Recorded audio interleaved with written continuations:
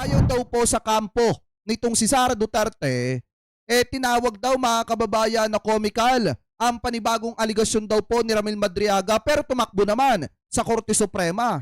Di po ba? Kung mapapansin nyo, may bago po silang petisyon sa Korte Suprema na ang layunin po noon pahintuin yung impeachment hearing laban po kay Sara Duterte. So ngayon, ito, pakinggan muna natin. Tinawag na comical o katawa-tawa ni Attorney Paolo Panelo Jr., isa sa legal counsel ni Vice President Isa ito sa 16 na legal at na abogado ni Sara Duterte, mga kababayan. Sara Duterte ang panibagong alegasyon ni Ramil Madriaga na umunoy ang dating kongresista na si Arnie Teves ang nagbabanta sa kanyang buhay.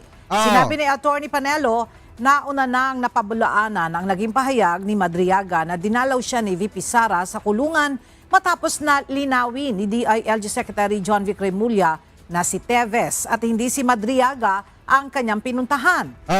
Hindi, ganito nga kasi yan, mga kababayan. Kung si Teves yung pinuntahan ni Sara Duterte, mas worse yun. Bakit? Di ba, sinasabi ni Madriaga na pinagbabalakan ni Arnie Teves yung buhay niya. So, ibig sabihin, malaking posibilidad na kung nag-usap si Sara Duterte at saka si Teves, isa na dun yung pagpapayari, mga kababayan, dito kay Madriaga. Hindi po mawawala yan. Ng abogado, dahil napatunayang hindi siya nagsasabi ng totoo, agad naman nag-iba ang kanyang naratibo para idawit pa rin ang pangalawang pangulo sa umano'y pagbabanta sa kanyang buhay. Dahil dito, binatikos ni Panelo ang House Committee on Justice sa pagtanggap sa anyay polluted source para lamang maisagawa ang umano'y kanilang politically motivated agenda. Si Ramil Madriaga ang tumatayong key witness na mga nagsampa ng impeachment complaints upang patunayan ang kanilang mga reklamo laban sa vice-presidente. Hindi kasi, mga kababayan, biruin nyo, isipin nyo. Kung talagang etong si Ramil Madriaga, mga kababayan, para sa kanila ay polluted source, bakit natatakot sila na umattend etong si Ramil Madriaga sa hearing ng Justice Committee dyan po sa Kamara? Di ba, bakit natatakot sila na mag-testify o tumistigo etong si Ramil Madriaga laban po kay Sara Duterte?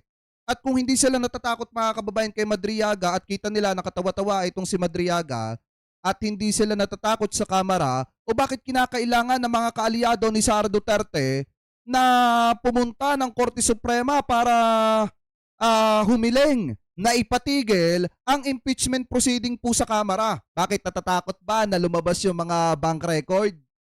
Yung SALN? Diba, yan lang naman yung mga kinakatakutang posibleng dahilan kung bakit kinakailangan na gusto nilang pahintuin yung pag-usad ng impeachment ni Vice President Sara Duterte diyan po sa Kamara. Di ba, mga kababayan, ito na nga po yung isa sa talagang malimit nating sinasabi. Hindi a-attend sa Kamara, tapos ang ending, tatakbo sa Korte Suprema at magsusumbong. Ano yan? Ganyan na ba talaga ang gawain itong kampo ni Sara Duterte? Hindi sisipot, iiwas sa pananagutan at sagutin, tapos biglang tatakbo sa Korte Suprema, porkit marami kayong kaalyado dyan. Di po ba? Anyway, mga kababayan, ito tuloy natin.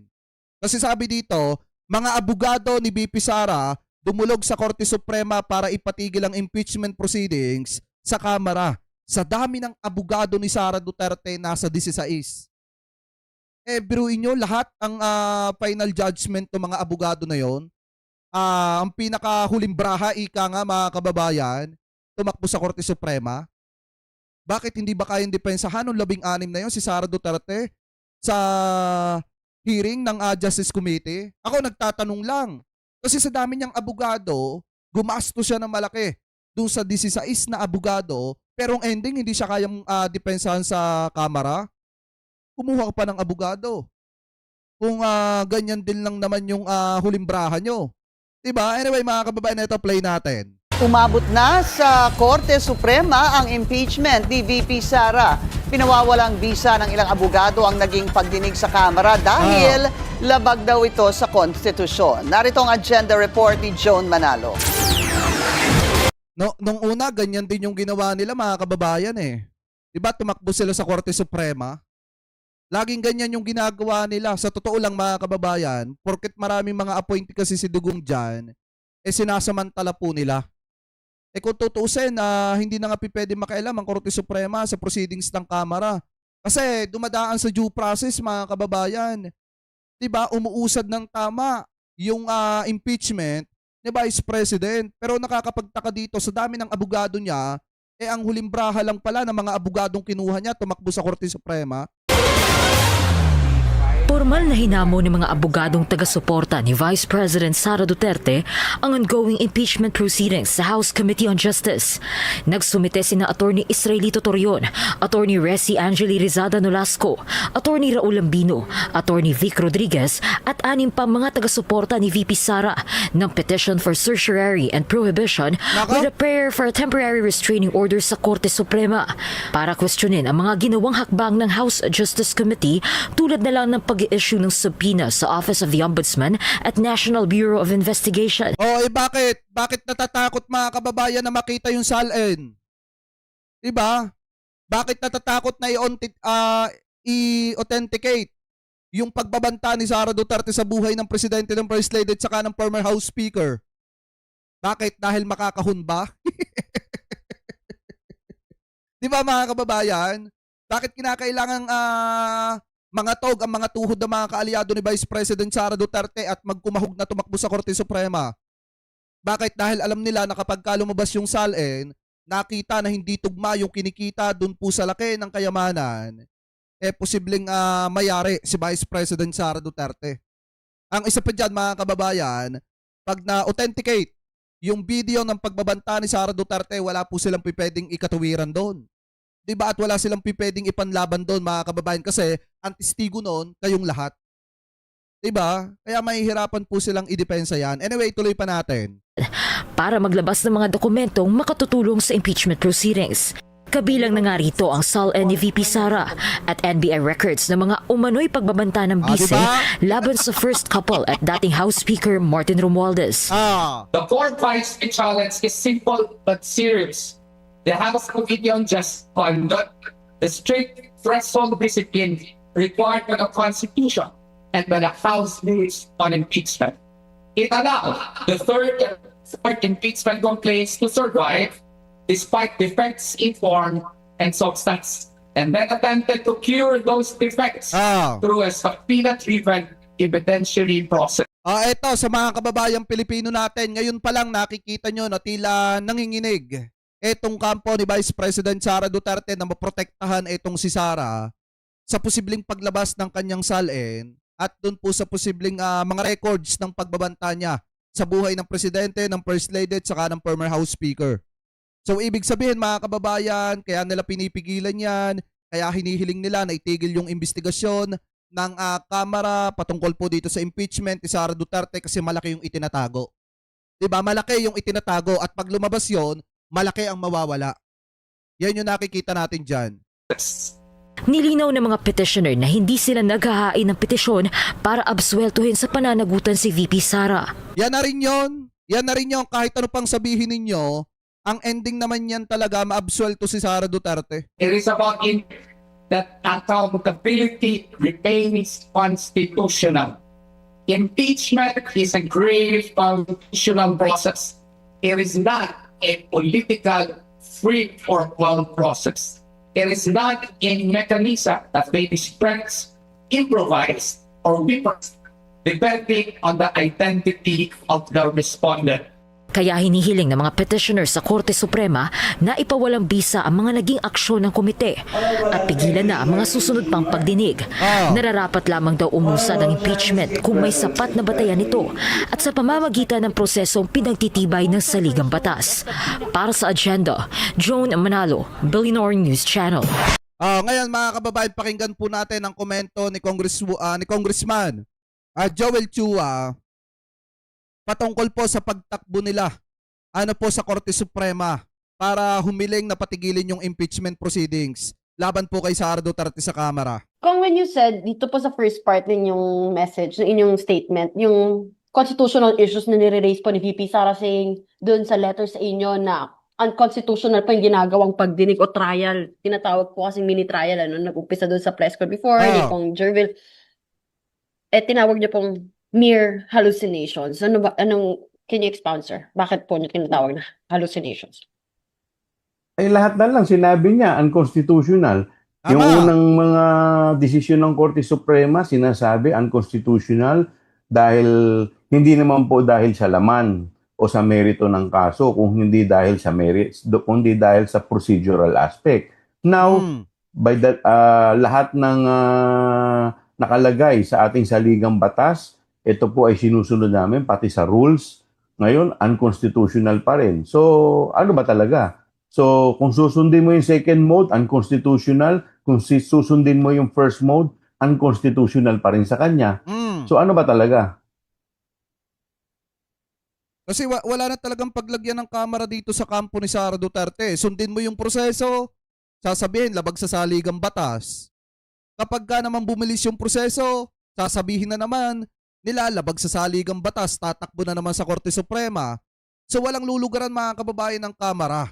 Ang kinakailangan talagang gawin ng kamera dito mga kababayan, total, wala na naman balak maki-operate. Etong si Sara Duterte at saka yung kanyang mga abogado, pabilisin yung proseso mga kababayan at nang mapagbutuhan na yan at nang ma-impeach na po yan sa kamera sa pangalawang pagkakataon. So ano nga po kaya sa tingin nyo, bakit ganun po ang kumbaga depensa na ngayon ng Vice? Hindi ko alam. Pero dati sinasabi nila na handa sila. Sinasabi nila Tama. na Diba sabi pa nga ni Sara Duterte, baladbat daw at yung abogado niya, 16. Mga batikan pa nga, pinagmamalaki pa ng mga DDS vlogger nila. O bakit ngayon, yung mga abogado nagkukumahog na tumakbo mga kababayan sa Korte Suprema para humiling na pahintuin yung impeachment proceedings. Di ba sa dami ng abogado, dapat kayang idepensa. Ito pong si Vice President Sara Duterte, pero nasan yung 16 na abogado na yon para idepensa, ito pong si Sara. Di po ba? Anyway, tuloy pa natin. willing sila. Pero ngayon, eto, binibigay na yung pagkakataon sa kanila, and yet, lahat naman kino-question nila at sasabihin nila na unconstitutional. Kaya hindi ko po maintindihan kung ano po talaga ang gusto nila. Oh. Sir, some other congs din po, Justice members, sinasabi po nila na yung tono pa lang po ng mensahe ng kampo ni VP Sara sa Committee on Justice, mukhang dun nga po pupunta, dadalhin na naman po ang impeachment proceedings, questionin po ulit sa Supreme Court. Ano po yung tingin dito? Paano niyo po ito tinitignan? And paano niyo po ito pinaghahandaan na parang kumbaga sasagutin din po doon sa korte? Kung sakali pong Wala. gawin nila. Hindi naman natin sila mapipigilan kung yan ang kanilang daan na gustong tahakin, no? Pero kami, hanggat hindi ito pinatitigil, hanggat walang TRO na nilalabas, ang Korte Suprema, magtutuloy-tuloy lamang ang aming pagdinig dito sa Kamara. Oh, tama. Kasi mga kababayan, lahat ginawa na po nila para unang-una wasakin yung mga kredibilidad ng mga taong pwedeng tumistigo laban po kay Sara Duterte, mag-akusa ng kung ano-ano. Ngayon, tumatakbo naman sa Korte Suprema para pahintuin yung impeachment proceedings laban po kay Sara Duterte. Kasi mga kababayan, sa totoo lang, wala na silang makitang pwede pang ipanlaban doon sa mga posibleng ebidensya na maipakita o maibato laban po kay Sara Duterte. Kasi, di ba mga kababayan, doon po sa paglabas ni Ramil Madriaga, meron po silang pinapalutang At sinasabi nila mga kababayan na ang nasa sa likod daw ni Ramil Madriaga ay si former Senator Trillanes. Yun daw po ang backer ni Ramil Madriaga, kaya daw po malakas ang loob na banggain ito pong si Sara Duterte. Pero nagsalita po dyan si former Senator Trillanes at ito po yung sabi niya mga kababayan, pakinggan po natin. Itinanggi ni dating Senador Sonny Trillanes na siya ang backer ng nagpakilalang dating bagman ni VP Sara na si Ramil Madriaga sa exclusive interview ng Abante Radio. Sinabi ni Trillanes na nagpunta lang siya sa BJMP para busisiin ang record ni Madriaga at patotohanan ang mga paratang nito. Kung titignan nila yung records, si Madriaga, November of 2025, gumawa ng affidavit. Doon sa BJMP, titignan nila, pumasok ako dyan mga late January o February. So, paano yun? Hindi ko kilala yan. Kaya ako nga tinignan yan, kaya ako nga siya kinausap para ma-check kung nagsasabi ba ito ng totoo. Gumagawa lang daw ng kwento ang kampo ni VP Sara para ilihis ang issue. Tama. Kasi wala na talaga sila mga kababayang mahanap na paraan Wala na silang pwedeng gamiting dahilan o wala na silang pipwedeng lusutan dito, lalo na at matitibay nga yung mga aligasyon laban po kay Vice President Sara Duterte. Ang isang pipwede nilang gawin, mga kababayan, pakiusapan etong si Sara Duterte na humarap na lamang sa Committee on Justice at harapin na lamang yung mga aligasyon laban sa kanya at sagutin na lamang kung siya ba ay may pagkakamali o di sagutin niya. Or kung siya naman ay walang pagkakamali o depensa niya yung mga soplahin niya, sa madalit salita, yung mga aligasyon na ibinabato sa kanya. Di po ba, mga kababayan, ilabas niya yung ebidensya niya na wala siyang ginawang kasalanan? Ano lang to, gumagawa ng kwento. Sila ngayon ang namomroblema kasi Tama. lumalabas, lahat ng allegations ni Madriaga ay totoo. So, ganun yan. At yung mga ganyang testigo, hindi mo yan pwedeng i-coach, hindi mo pwedeng turuan yan. Kasi pagka cross-examine yan sa trial, kung hindi totoo yung hawak niya, mamimilipit yan. Tama. So, wag na lang silang hanapan ng ibang rason, harapin na lang nila yun. Manatiling nakatulong Di ba, mga kababayan? Lahat na lang ginawa nila para isirain ang kredibilidad nito pong si Ramil Madriaga. At saka, mga kababayan, sabi ko nga po sa inyo, kahit gaano katatalino ng mga sumusuporta kay Sara Duterte, lalo na yung mga political analyst na nagtatanggol po sa mga Duterte, wala talagang magandang sasabihin o wala talaga sa ayos yung sinasabi, mga kababayan. Katulad na lamang po nito pong si Malu Tequia, na kung saan, mga kababayan, ito po yung kanyang pananaw. Sinasabi niya po dito na dapat daw mag-utos na o sabihin na daw po ni Presidente na unahin muna daw na resolbahin yung problema ng bansa at itigil na muna daw, isuspend na muna daw yung impeachment ni Sara Duterte. Eto, partida to, political analyst pa to, mga kababayan. Pakinggan nyo yung sinasabi. Kung ako si Pangulong Marcos, sasabihin ko itigil niyo muna yung impeachment. Harapin muna natin yung krisis. Hindi ko sinasabing wag maging accountable, hindi.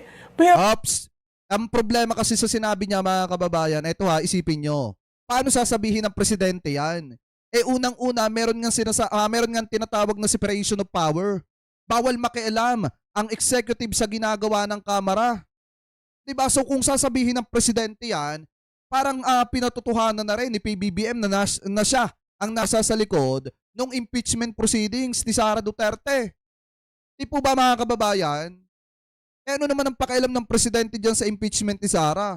Hindi po pwedeng kontrol ng Presidente yan. Maliwanag nga yung laging sinasabi ng Presidente, hayaan nating gumulong ang proseso. Diba? Idaan sa due process.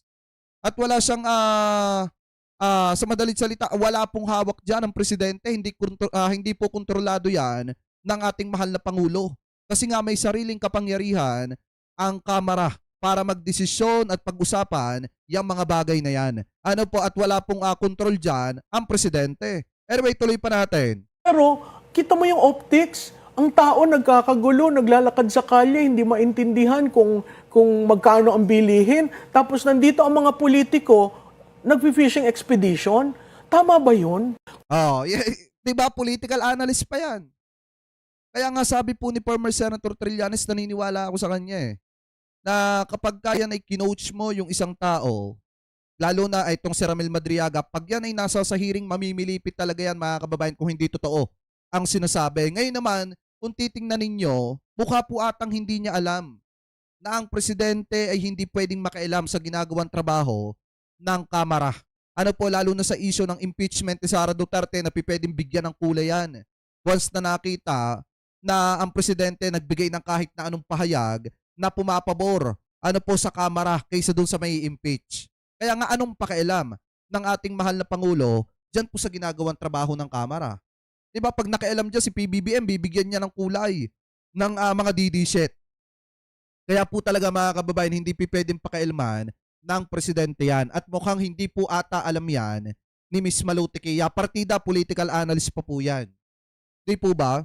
So ngayon, mga kababayan, ito para sa akin kung wala naman talagang itinatago, kung hindi naman talaga nagnakaw ng pera ng mga kababayang Pilipino natin, bakit kailangan tumakbo sa Korte Suprema? Bakit kailangan magsumbong doon at sabihin na pahintuin yung impeachment proceedings ng Kamara laban po kay Sara Duterte. Sa inyong palagay, mga kababayan, bakit nila ginagawa yan? Sa inyong palagay, ano masasabi nyo? Takot na ba? Nanginginig na ba? Nangangatog na ba mga tuhod? Dahil alam nila sa mga sarili nila na once na lumabas yung SALN at na-authenticate mga kababayan yung video ni Sara Duterte na nagbanta, talagang kahon na kahon po ang ating Vice President. So ano masasabi nyo? Hingil po dyan mga kababayan, sa usapin po na yan. Comment below na lamang po kung ano po masasabi nyo. Hingil po sa issue po na yan.